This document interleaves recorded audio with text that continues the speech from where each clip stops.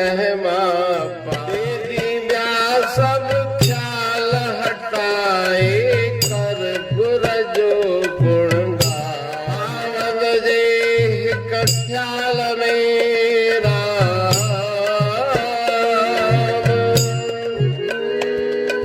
मगन रहिज दीहरा रटे